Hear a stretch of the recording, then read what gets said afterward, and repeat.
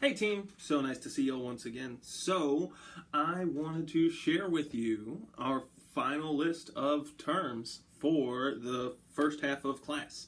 So we are approaching the midterm exam, and at this point I'm going to have hopefully told you everything that you'll need to know to pass the term section of your midterm exam.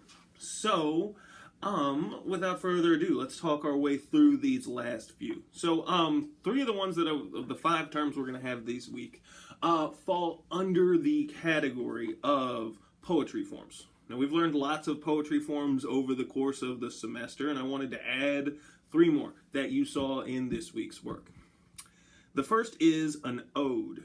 An ode, and that's O-D-E, is a praise poem that elevates the subject.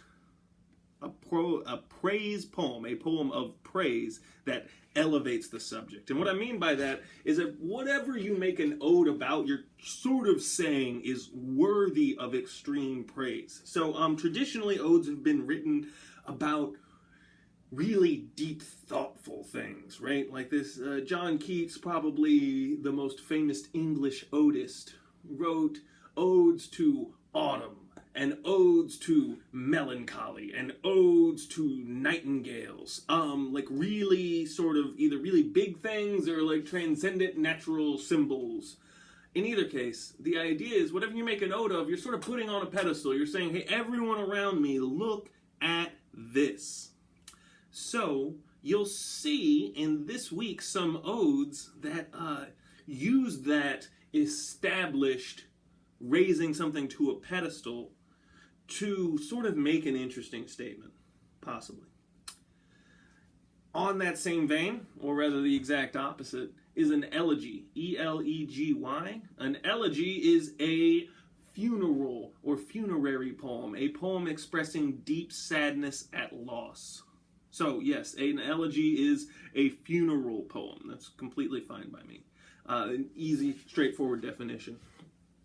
Elegies usually express deep emotional sadness at the loss of someone or something. So, many elegies have been written upon the deaths of famous people, etc. If you're interested in classical elegies, and by classical in this sake, I mean older, my favorite is probably Walt Whitman's When Lilacs Last in the Dooryard Bloomed, which is an elegy for President Lincoln. He wrote another one that's also famous, O Captain, My Captain. If you've ever seen the movie Dead Poets Society, kind of just throwing that out there. In either case, so elegies are funeral poems, usually very meditative, right? We're thinking deeply about such a thing, which again sort of goes with the territory there, right? Okay, we'll also see an elegy this week, which again, sort of has that same sort of a tone, right? Because by writing writing a poem at the death of something, you're sort of saying it was worthy of praise in a lot of ways, and you'll see that used very interestingly in this week's readings, if you have not already. Final poetry form term is a prose poem. So a prose poem is a poem written in prose, that is without line breaks. So a poem written in prose, dash, without line breaks. That's what I want you to write down on your exam as the answer there. We read one of these this week in Shit to Write About by Willie Perdomo. That poem is primarily written in simple paragraphs, right? And it, in a lot of ways, sort of seems like more of a short story when you're reading through it. Which sort of begs the question worth considering, what's the difference between a really, really short story and a prose poem? And I kind of think it just depends on what the author tells you it is.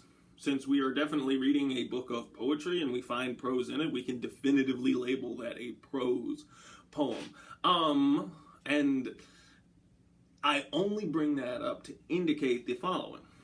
Prose poems are worth thinking about because A, by removing line breaks, which we've already talked about as a place where meaning can be inserted into a poem, does that add some kind of a meaning, right? By refusing to play by even that rule, what sort of statements are being made? And in a prose poem, where the most common or like universally recognized element of poetry, i.e. the fact that it's broken into shorter lines, is removed, what other elements sustain the poeticness of a given prose poem? These are questions to think about, and can again sort of point you towards locus of meaning, right? Every choice the poet made is one they made on purpose. So why is shit to write about written as prose poems, as a prose poem? What purpose might that serve? And I don't have a straightforward, like 100% answer, but I would say that telling it in that straightforward, more prosy manner kind of indicates the wide-rangingness of it, by which I mean how common it is, right? As you'll see, the three elements he describes in that story, it's three different images sort of tied together by the idea that these are all things that the speaker of the poem was told to write about at some point. And they all three are really kind of unique and strange, and yet at the same time happen all over the place. And I think maybe that Perdomo chose to write it that way to indicate just how common and everywhere it is, right? Possibly. I don't know. That's my thought process. So, those are your three terms that are poetic forms. We've got two more, both of which you can sort of loosely call figures of speech.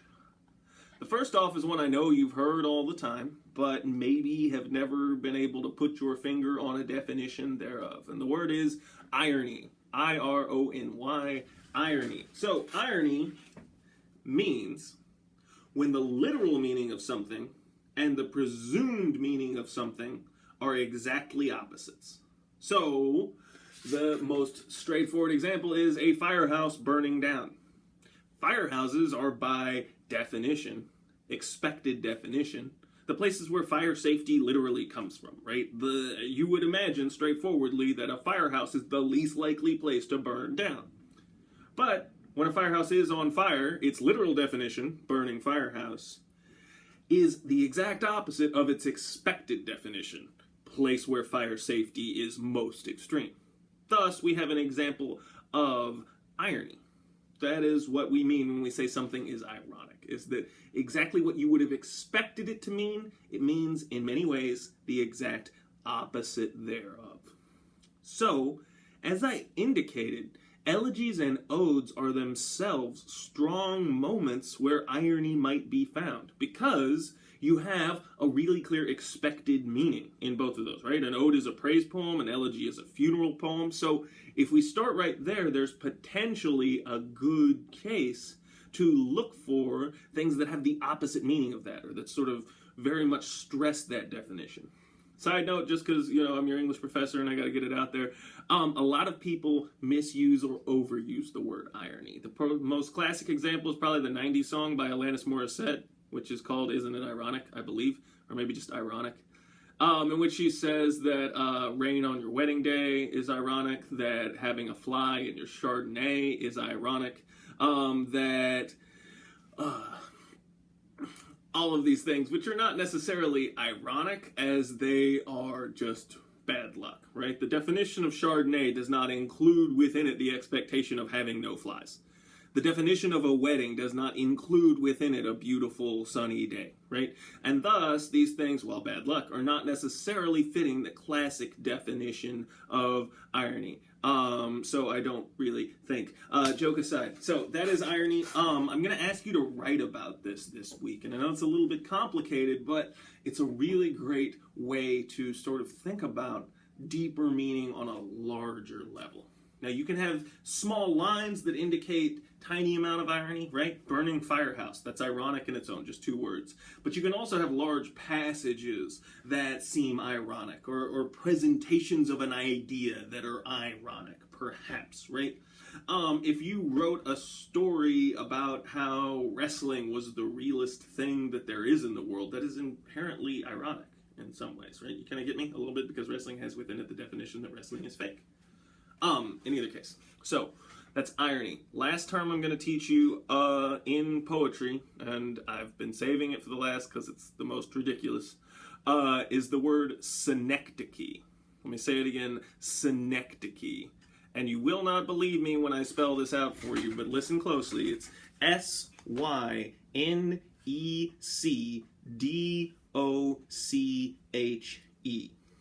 Synecdoche.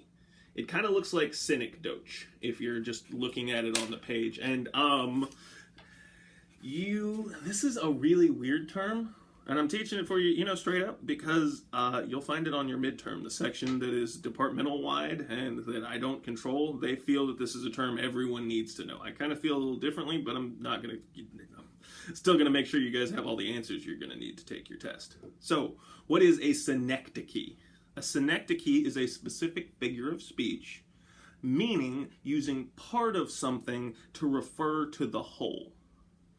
We do this all the time as individuals, right? When you see somebody's car and it's really awesome, do you say, wow, that is an amazing vehicle? Or do you say, nice ride, sweet wheels, right? Calling your car wheels are just a small part of your car, but using wheels to refer to the whole thing, that's a synecdoche. You can see synecdoche all over the place. Again, like when someone says they got some new threads, and they mean that they got new clothing. When someone says they got some new kicks and they got some new shoes, we can refer to all of these things as synecdoches, as synecdochal, if you must have it in an adjective form. So remember that for it to be a synecdoche, it has to be part of something standing for a whole. So if you call a businessman a suit, that's a synecdoche. Okay, so those are our 5 final terms this week. I know that last one is particularly confusing and it's just even hard to say and think about, but I will tell you this much. It's not a big deal.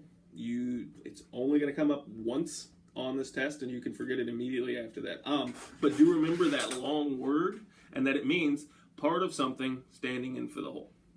Okay, I will post another short video very soon about how to use the reading notes that you constructed last week to create the outlines I want from you this week. Thank you very much for all your hard work and attention. Questions, comments, concerns, you know how to get a hold of me.